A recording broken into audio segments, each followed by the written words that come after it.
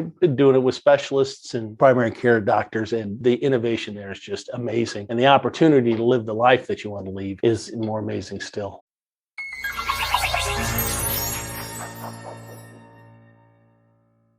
Welcome to Doc Working, the Whole Physician Podcast. I'm Dr. Jen Barna. I'm so excited that you're here with us today because I have a wonderful guest, Dr. Tom Davis, mentor, speaker, author, telemedicine practitioner, entrepreneur, and RV nomad. I'm super excited to speak with Dr. Tom Davis, and I know our listeners will be excited to hear your advice. I think for many of us, Tom, you are living the dream, and I'm curious to hear about how you've made that a reality, why you've chosen to do that, and what we might be able to do if that's something that interests us to move in that direction. So Dr. Tom Davis, welcome to Doc Working, the Whole Physician Podcast. Thank you. It's wonderful to be here. Thanks for joining me. So Tom, would you mind just giving us an overview of how you have come to be where you are today in your career and in your personal life? So my partners and I sold our health system back in 2012. I'm a board certified family physician, and my partners and I created a multi-specialty group that evolved into a health system until finally we sold into the teeth of the Accountable Care Act. So I decided, while I was still working as an employed clinician, to take my expertise on the road and do some business consulting. But while I was doing that, I noticed two things. One was how fortunate I was, because we practiced in an autonomous way, and it was wonderful. But most folks back then were absolutely miserable. They were chained to the treadmill and really felt that they didn't have any choice. And the second is, as I was doing this business consulting, I was rubbing elbows with a number of venture capital folks, and networking with them after hours, after a drink or two, is some of the most valuable time that you'll spend. And again, back then they were telling me that they were starting to spread some money around to the state capitals to broaden telemedicine practice authority. They were creating an entirely new market. You have the physical world in which you and I are used to delivering healthcare. They were summoning into existence a virtual world where there were no rules, no regulations, where the game was completely new. And with my business experience, it was quickly recognized that you could take the organizations that these folks were representing, and as a clinician, you could get credentialed with them. And since at that time it was almost all synchronous on-demand calls, you could really stack them. And then you could sit back and blow through patient after patient with simple, self-limited chief complaints. And you could dramatically increase your compensation in that situation compared to market. So these folks I got on early with a number of the larger telemedicine service providers, or TSPs, whose names you recognize. I also worked with some early ones who weren't survivors, but I did just that, design that practice to see if it would work. And what I was motivated by was how miserable all these other docs were. If you could do that, you could really make yourself a nice little bridge income as you were transitioning into a new position, a new career. What I didn't anticipate was the demand for the knowledge of how to do that effectively, and how many folks are simply ditching it all and just becoming telemedicine clinicians full time. So I did that, Jen. I created it as kind of a proof of concept, and then I started mentoring other clinicians to do that. The demand was greater than the supply of my time, but I was still able to do that. And then COVID hit, and suddenly myself and some of my colleagues were very much in demand because the whole health system went online virtually overnight. I live blogged that first weekend when everything went online. It's on my LinkedIn. You should read it because I think it's hilarious. It was quite a challenge to do that. Since that time, I've been spending considerable resources in working with clinicians to try to take this new virtual space in all sorts of different directions, to innovate with it, to find opportunities, because the real world health space is completely dominated by a few large incumbents who have used their position to isolate themselves. So there's no innovation there. They collude with each other to keep our compensation down. The challenges in that space are huge. Well, this is just like Oklahoma in 1889. The virtual space is wide open, and the people that get there first are the ones that are going to do best. And my mission is to take clinicians who are miserable on the treadmill, and they are legion, get them into this space, get them innovating, get them very efficient, and then have them use that space, that opportunity, to see where they want to go.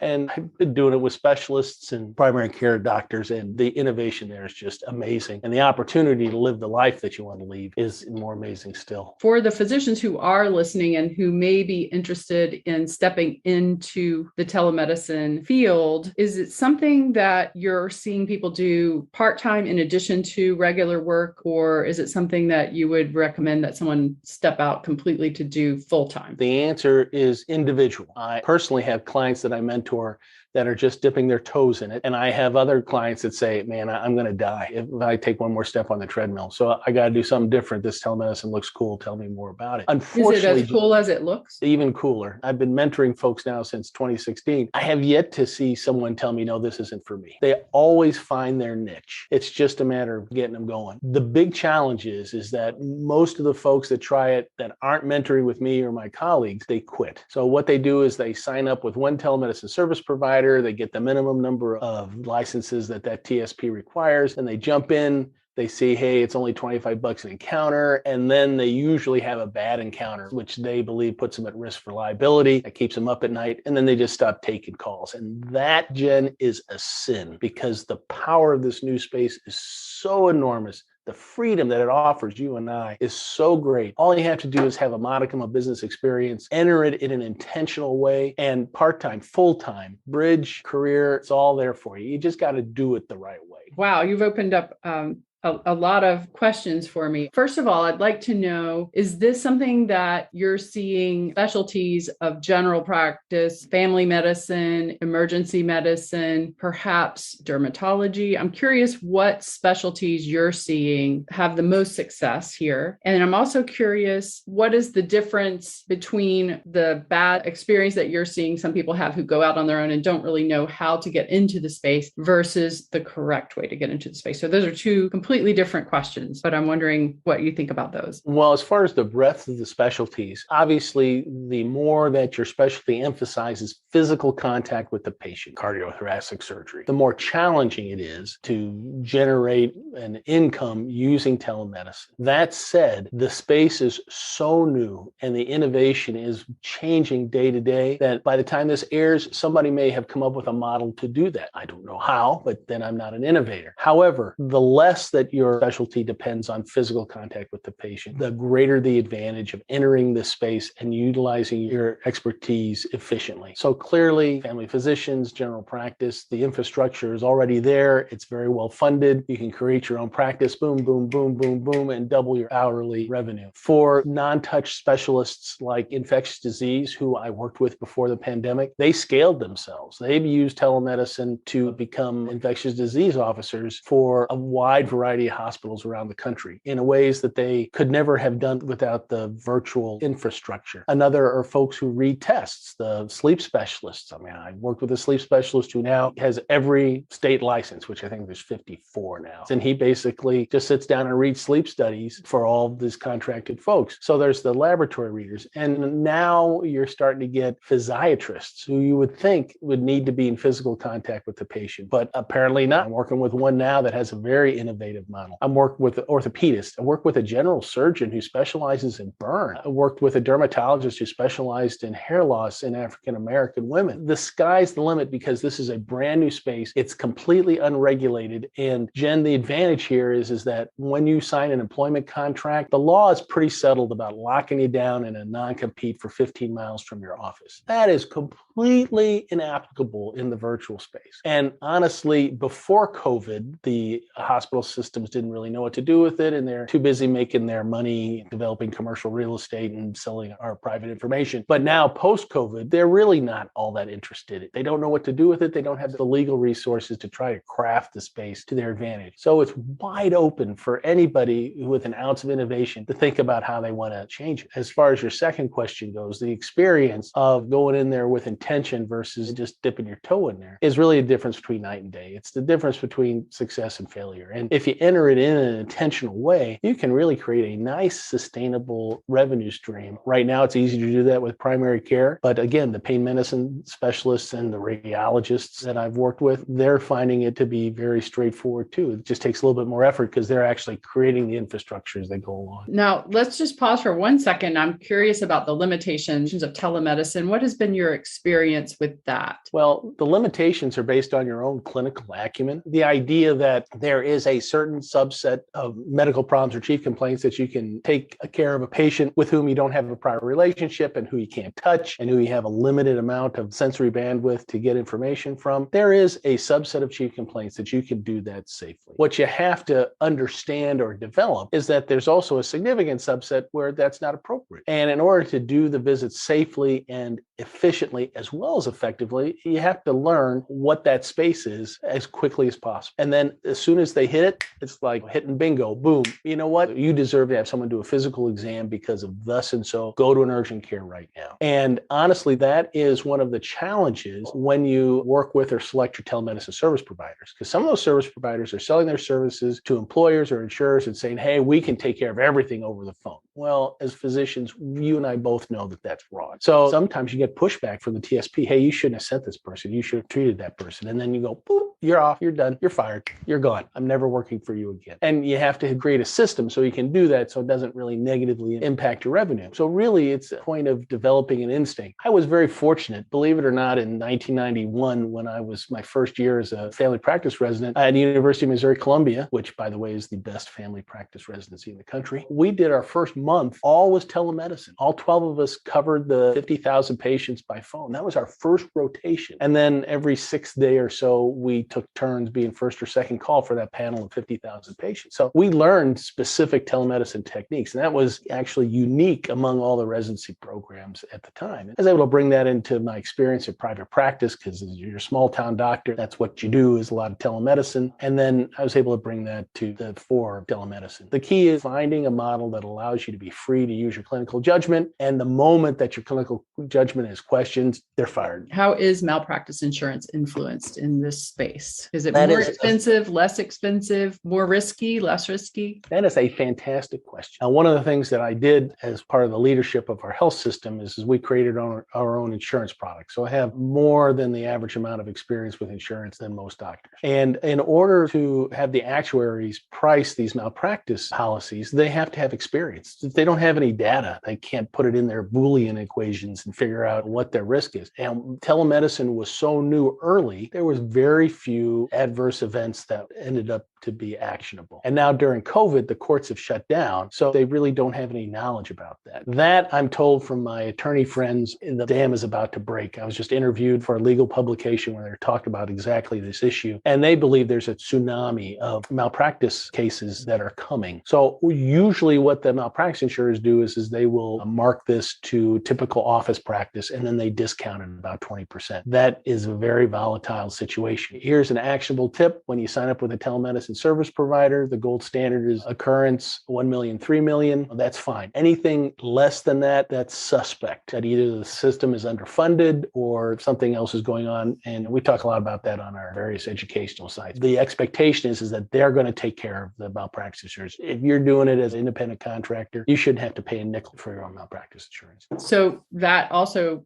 brings up the question of compensation. You mentioned earlier that you can see patients more efficiently, but how does the compensation compare on a patient encounter basis? In January 2016, while I was still a full-time family physician in the office, I was able to have about 400 billable encounters. I worked 200 hours that month. And if I was under the normal compensation plan for my employer, I would have grossed about $20,000. And that includes the employer's contribution to the healthcare. So that's a pure gross. So the reason I know that is because in January 2017, when my practice was going on all cylinders, I worked that same 200 hours, which I don't advise. I actually had 1,600 billable encounters, and I grossed $40,000. And the difference is, especially for the family physicians out there, in January 2016, I had 1,600 encounters. Only 400 of them were defined as billable. The other 1,200 were kind of the price of admission of my employer in order to be able to bill those 400. So 1,200, I got no compensation, even though I assumed the risk and put the work out. When you go to 2017, I had 1,600 encounters, but I got paid for every one. Every one was limited. And essentially, the compensation was about half of what you would earn if you saw them in the office, but I was able to see 4 times more patients because I was able to cherry pick the benign chief complaints and blow through them very safely. Would you say that compensation and the field of telemedicine has evolved in the past couple of years with the demand going up so exponentially especially with COVID? Well, the business folks that are running the TSPs now either have a healthcare background or they smell that healthcare background, because one of their primary goals is to hold down the cost of their labor. Unfortunately, they can't really do that. They can't really collude because the space is so wide open. So it's becoming increasingly difficult for them to hold down comp. So what you're seeing them doing is they're offering spot bonuses, and they're also offering bonus payments if you take a certain number of calls or commit to a certain number of hours. The industry is brand new. They're struggling to create models where they can meet demand and supply. And an unnamed TSP that was one of my favorite, they offered a reverse Uber. They put out their pages, hey, we got a call. And then if nobody responded, then the compensation went up $1. And then it went up $2. And then it went up $3. And my best experience for them is I just happened to wake up in the middle of the night and I was in one of my low volume states. Boom, I had a $300 call. It was just some 1-year-old that wouldn't stop crying. It took like 10 minutes. And it was $300 for a phone call that I would have gotten paid nothing for in private practice. It was wonderful. It was a wonderful experience. Most organizations don't do that, but the challenge is for them to match supply and demand, and they're coming up with all sorts of innovative models. Wow, how interesting.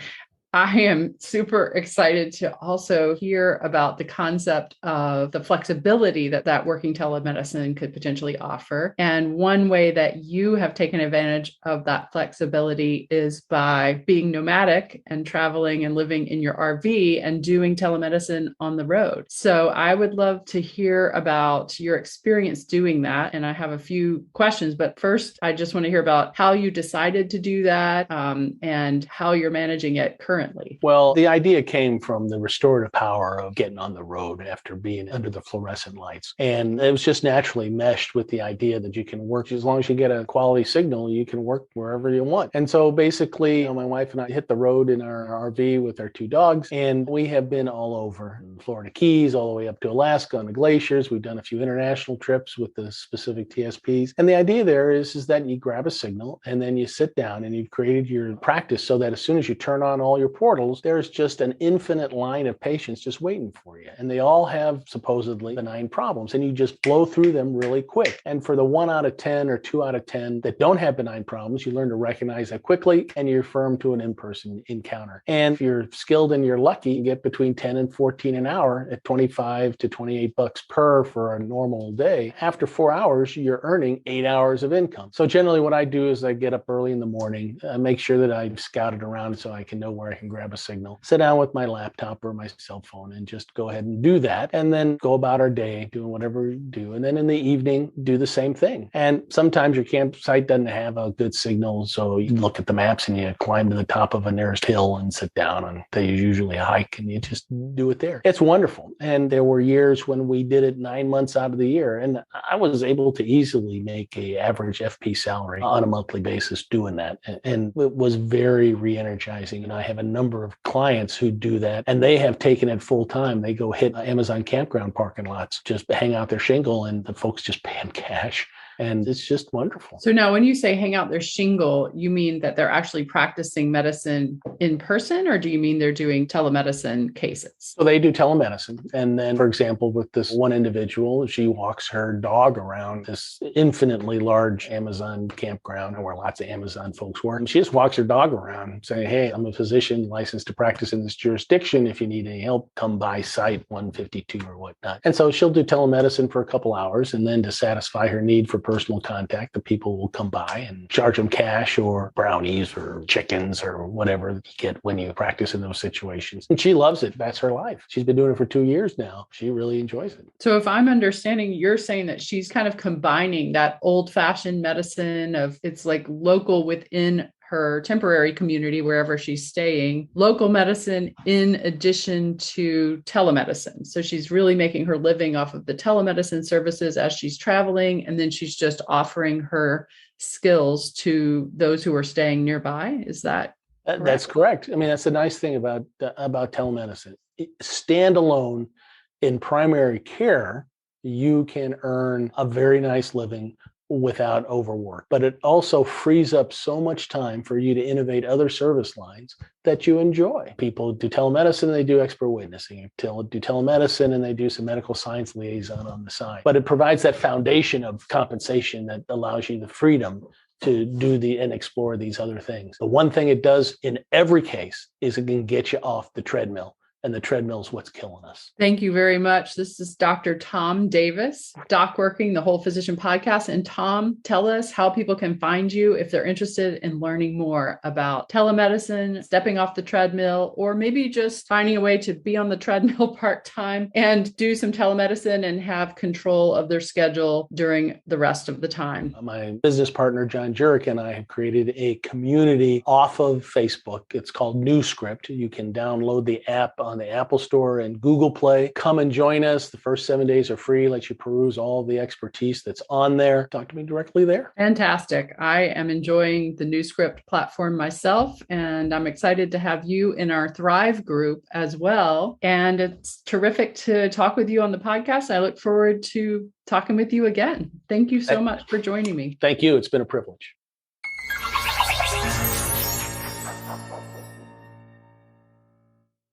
I'm Amanda Taryn, producer of Doc Working, the Whole Physician Podcast.